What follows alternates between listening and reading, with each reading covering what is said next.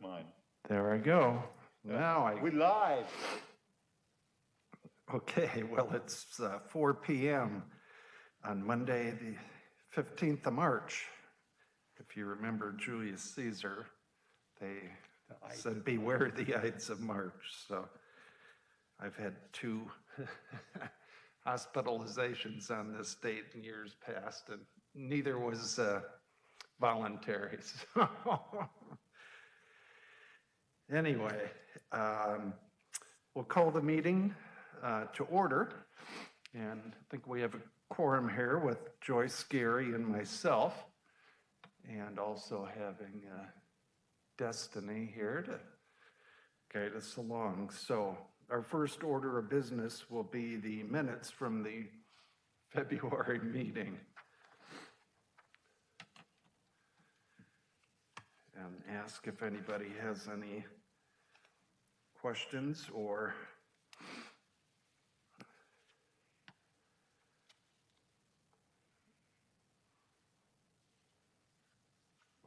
corrections. That was the word I was trying to think of there.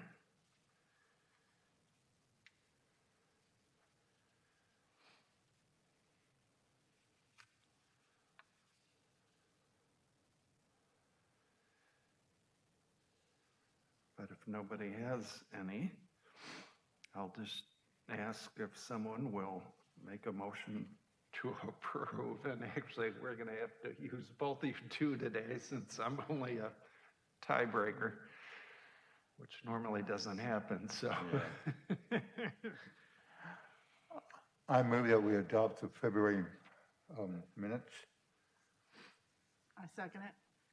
great. It's been moved and seconded to approve the minutes from the February meeting. All those in favor say aye. Aye.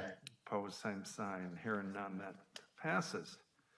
Now we'll go on to our financial reports for that month. Turn that the right way so I can read them.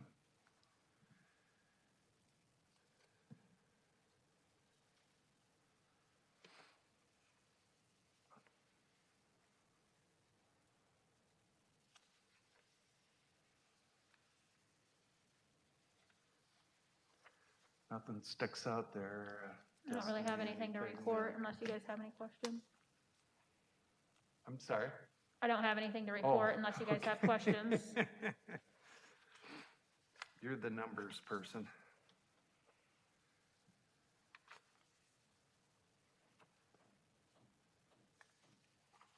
Well, that's not even the gavel out there, is it? The gavel's right here. Judge Walker. Yeah.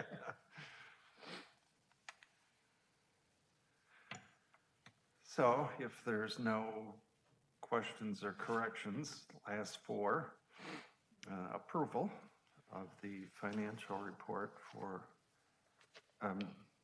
February in a second. I make a motion that we approve the financial report for February. Second. Great. Been moved and seconded to approve the financial reports for February. All in favor say aye. Aye.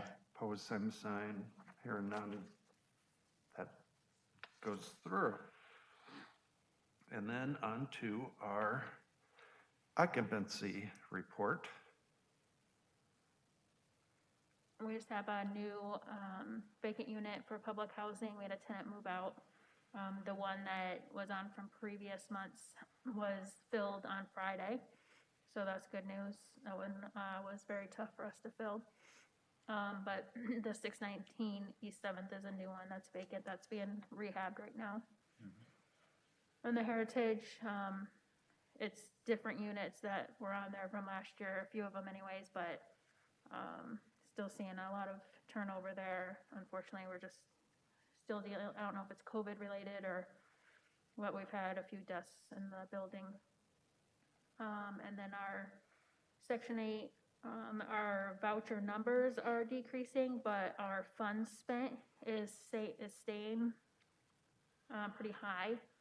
So unfortunately, we got to wait for that number to drop before we're ready to pull from the waiting list.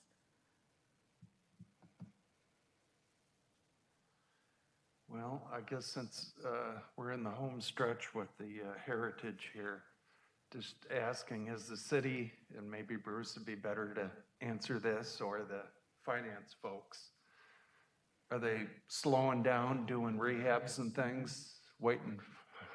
I didn't know if there was something in the agreement, maybe. No, it's still business as usual. We're still filling them as we can. It's just that we only have one contractor. So we have 6 vacant units, so it's a lot for them to turn over.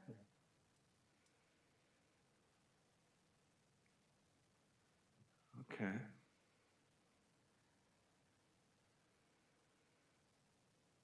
Any other? Oh, I got a question for Destiny. You Sure. said something about then for the Section 8, that the funds spent was so high yet that it had to come down before you actually pulled more people in. What do you do to get the funds to come down? I mean, just, Unfortunately, we're still dealing with the stresses of COVID, where not everybody's back to work at their, full potential. So we just, there's not, it's out of our control. We just have to wait for people to go back to work and for our HAP amount to decrease. okay, all right.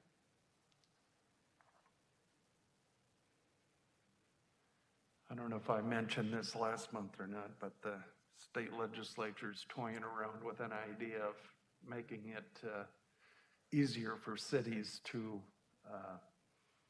restrict Section 8 acceptances, which I think is a terrible idea. Just saying that is. To restrict? Yeah, well, that's the way people are thinking, so. Call that thinking, yeah.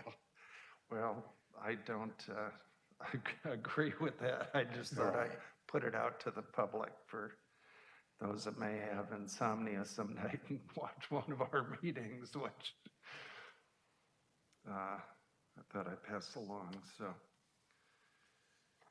Anyway, if there's nothing else there, I'll ask for a motion to approve the occupancy report for February. Make a motion to approve the occupancy report for February.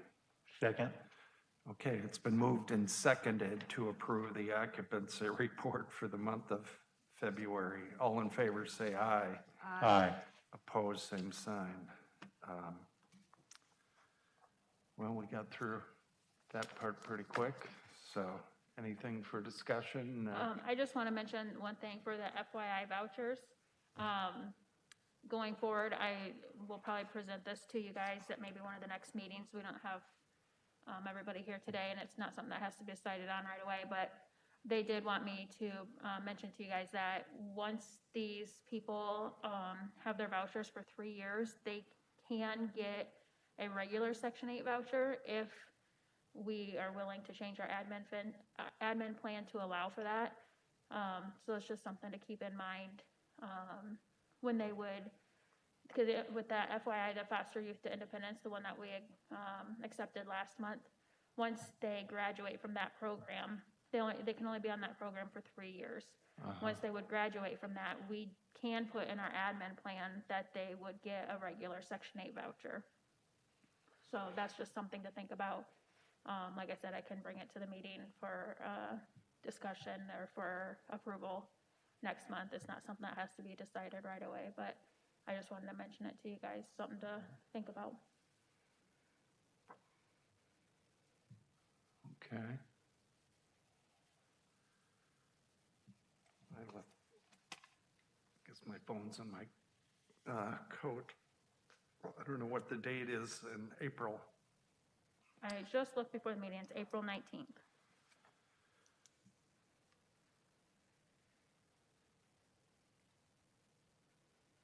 And then I believe Joyce had some questions for Bruce, and I don't know if anybody else had any questions regarding the sale, since it's been in the media. Okay, Bruce, you ready? Lock and load. All right, the sale of the Heritage, is it still pretty much on target? Yes. All right, they say the selling price is 6.35 million, and it's supposed to be the first $1 million of that is going to be this, like the startup money for the community-based juvenile assessment center. That's a proposal by a task force. Yeah. Okay. Hasn't been approved by council yet. Okay, then my next question was to ask where the rest of the money was gonna go, but says here is 4.5 million for multi-pronged approach to addressing vacant or abandoned properties or parcels. What do they mean addressing? For what? Fixing up or tearing down or? Sure. So, and what Commissioner Miller is referencing is when the sale was approved last fall by the Heritage, or by the council to sell the Heritage, and for that specific dollar amount, the mayor appointed 3 folks on city council to a task force to brainstorm how they might spend the proceeds, or what would be some ideas for it.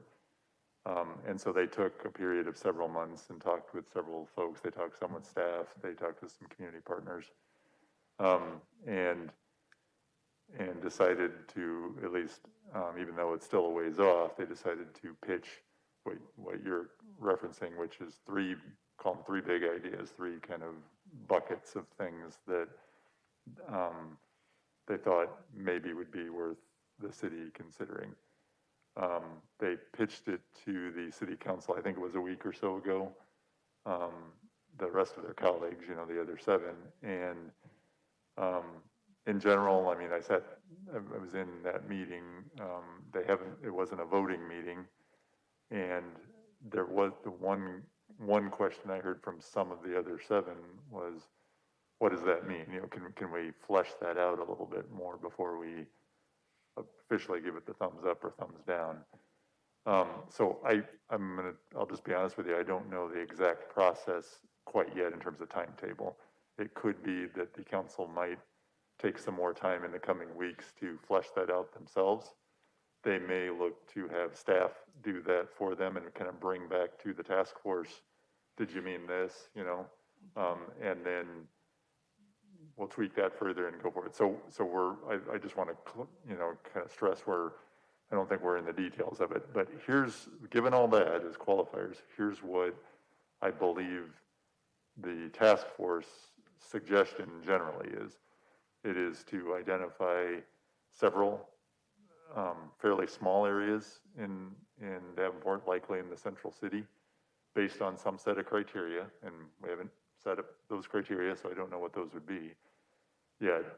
And there's lots of things to consider with that, but within those several small areas, the idea is to use these funds to help leverage other funds that are out there. So mentioned over the course of time are things, we have some great nonprofits like Habitat for Humanity, like, now when I'm on the mic, I'm forgetting, but we have a lot of folks who out there, Avere French, you know, we have a lot of folks out there who do development projects, Humility of Mary, and they own properties, they'll rehab properties, they use federal funding to do, they use other grants. We have a private development community, and I think some of the task force's thought is that it would be great to have private developers come in, and if it's a vacant lot, build some new housing that doesn't have to be sold to just at or below 80% of median family, but could be more of a mixed income development, which is something that HUD has encouraged for some time. And because these funds from the Heritage sale don't have those federal strings, I think that's what the task force thought is, at least from my impression, is that we still need affordable housing. We have federal funds that we can help with affordable housing, but we have these other funds that might also be able to attract above 80% of median family income too. Let's blitz all of that into these several small areas and really kickstart redevelopment, revitalization in those areas and make a really big impact. So those are my words, that's my impression of what they're trying to do. So I don't know that it's actually going to turn out that way, and they haven't voted on anything yet, but if that gives you a flavor of, I think, where their heads are at, it's where they're still up here, we're not down into... Everything's still all in the talking stages and Yes. what ifs and... Yeah, who would do what? I mean, would there be an incentive program? What would there be? You know, we don't know any of that yet. So. Okay, well, is the task force also considering what to do with the money for the sale of the houses? The houses, the duplexes, all that then too, or? No, so switching gears, so on the public housing side, so right on the 21 properties,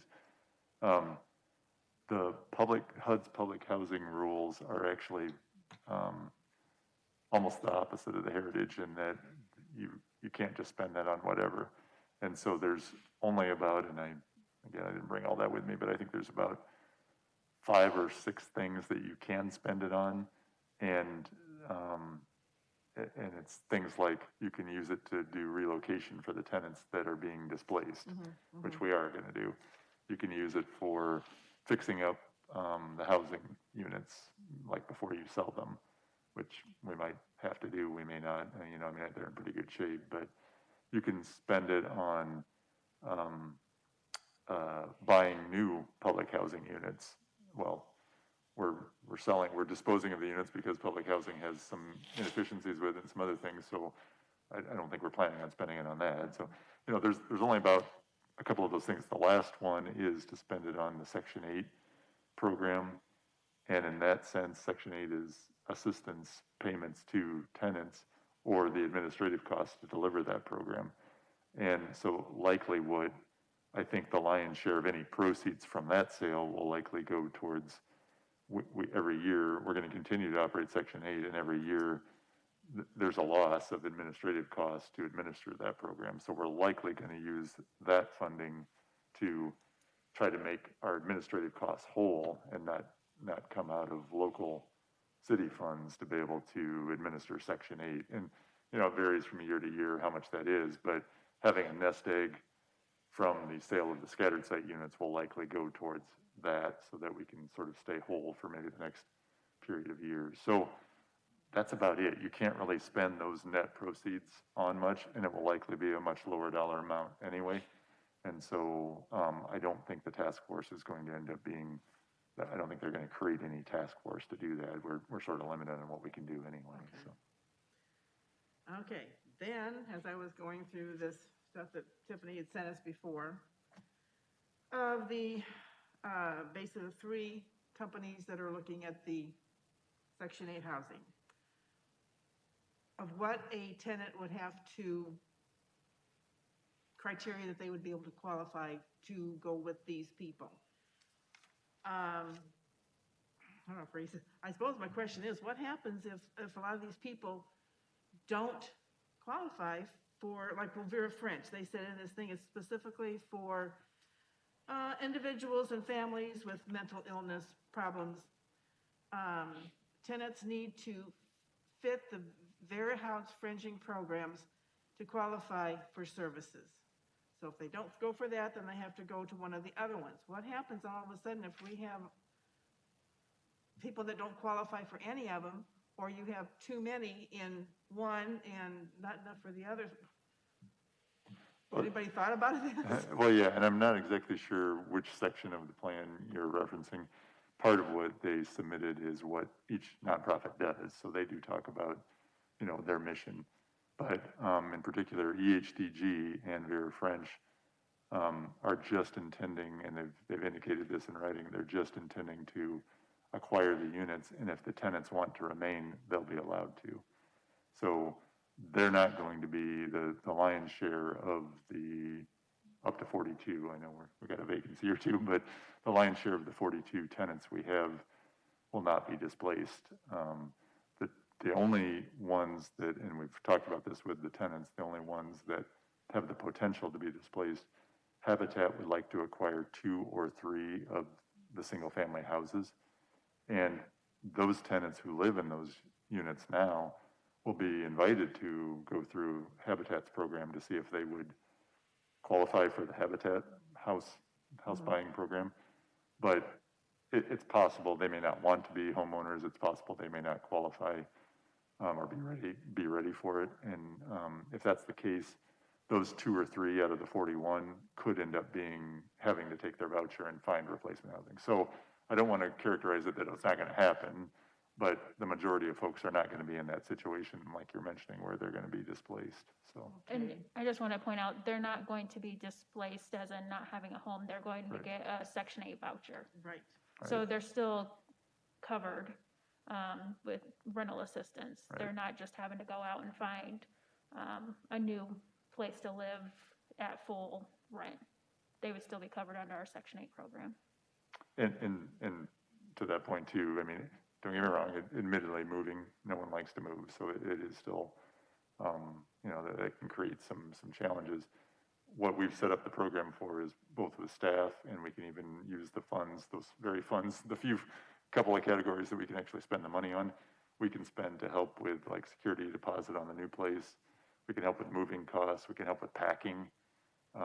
If they have stress over the move, we can even do counseling services and those sorts of things and pay for that. So we have some things that HUD has been through this before that are set up as a safety net. It's not perfect, but that's what we try to do, is have as few people as possible be displaced to begin with, unless they want to, and they'll have the choice. Some may actually, as we talked before, some may actually get the voucher and decide, hey, I could stay here. Vera French is going to be my landlord. I'm in a duplex, but you know what? I've got family in Peoria, and I want to move to Peoria, so I'm going to take my voucher and move there. They'll be able to, and they can't do that now. So we might have, we don't know the number yet. We'll know more in coming months, but we might have some voluntarily, you know, take their voucher and leave. But back to the point, yeah, I mean, there will be some displacement. You know, there could be 2 or 3, there could be a few more that leave voluntarily. And then we have that safety net for them to be able to avail themselves of moving services, counseling, and anything else that we can pay for, so. Well, then you said for Habitat that they kind of go with maybe 2 or 3 houses or whatever. So family qualifies that they can buy the house. Of course, they always like help with any kind of rehab that has to be done to it. That helps. Do they get any kind of a discount if they're going to be a homeowner? They have to pay property taxes. Right. Do they get any kind of a discount on property taxes? The way it's set up now, no. I mean, and we've talked about this with tenants, it's a big change. And so if you're going to take the step into homeownership, you need to think through it. We have some other programs, you know, over there. We have Urban Homestead, for example, where that we apply for urban revitalization tax exemption for those folks because so much rehab is being done to the unit. And that helps that new homeowner with a lower property tax when they step into an urban homestead. The problem here is that those units are already in a rentable, decent condition. So none of our assistance program, you know, the URT program doesn't really help them much. We've talked through a bit with HUD on, and there shouldn't be a ton of rehab that they need, so they shouldn't really need a rehab loan. And it's only 2 or 3 of the units that Habitat is looking at, and it's Habitat's program. So the short answer is no. I guess what we're intending is that folks will think long and hard about, is this the right time for them? And maybe it will be. There might be 1 or 2 that this is spot on, this is going to be a perfect fit. But our anticipation is that unless that everything lines up and it's a good time in their life to do this, they might just be safer to take the voucher, and then we can find some replacement housing for them. Staff's going to be here to help them if they want to try to find, if they're in a 3-bedroom house now that Habitat is buying, maybe we can all help them try to find a replacement housing, and they can have their voucher and move. They'll have plenty of time to do that. They'll have some of the safety net stuff to be able to help with it too. We're hopeful. I mean, and knock on wood, it's not great. That's not a great solution, but at least it's 2 or 3 out of the 41 instead of 41 out of the 41, you know, so. What happens with Habitat if nobody qualifies? Well, Habitat has a program that they make their own judgments on when it's time for, you know, them, and I think they have a wait list of folks. So, I mean, I think there will be someone there who's ready to step into it. Habitat won't buy a house unless, you know, they know that they can actually fit it into their program. But you're right. I mean, that's a risk that Habitat's taking, and they may end up with. Because I kind of went through some of the listings that you had given me and looked up to see approximate taxes on a house. Right. I couldn't afford some of those. Right. And Yeah. I'm like, Yeah. Well, in Habitat, the beauty of Habitat, we'll see how they orient it. I haven't had a detailed discussion with Christy, the executive director there, but the interesting thing for them is it's kind of a departure obviously, as you know, they acquire a vacant lot, often donated, or, you know, they pay hopefully little for it because of the costs involved. They spend funds to build, they have donated materials, they have volunteers, but they do have to pay some contractors to do work. They do have to pay for some of the materials, they're not all donated. And then in the end, they sell the property, and that property owner, the new owner, makes mortgage payments as if they were the lender over time. And so they have the ability to adjust the payment amount. So now flip that to this arrangement. I'm not sure yet how their financing will work, but that's something that Habitat has to go through in making this decision on, you know, if they're buying it from us for a certain amount. Quite honestly, and we've talked about this before, this isn't a secret, they likely will not pay full price in getting it from us either. We selfishly would like to negotiate something out of those properties, certainly, and we can use the funding for a few things, including helping the tenants out who do choose to move or need to move. But I don't anticipate that, you know, we're going to sell, like if a single-family house is appraised at 100,000, we may not sell it for 100,000, you know, is my guess. So that might help Habitat as well. Okay. Okay, that pretty much does it. Yeah, I could see your I got all my paperwork stuff. over there, Joy. Well, I can't read it, but I can see that you have done some homework, I which did is some. good, because you brought up a lot of good questions. I had one for Destiny. Are the Section 8 landlords still, and I haven't asked this question for a long time, and I know I've asked it in the past, but you said there typically has been plenty of places for Section 8 tenants. Yeah, the only time we run into problems is if they have a bad background. If, you know, we have landlords that do background checks, stuff like that, and if they have a bad background or credit check or anything like that, that's the only time we typically run into any issues with helping somebody find a unit. We do have some landlords that don't do those checks, and then that's kind of who we tell them to go check with and see if they have any available units. Okay, I just thought of that when we were talking and hadn't asked about it in a long time, and Yeah, we have new landlords that come on our program pretty regularly. So, gotcha. Any other questions or discussion? If not, I'll ask for a motion to adjourn. Make a motion for us to adjourn. Okay, Second. great. We'll see everybody April 19th.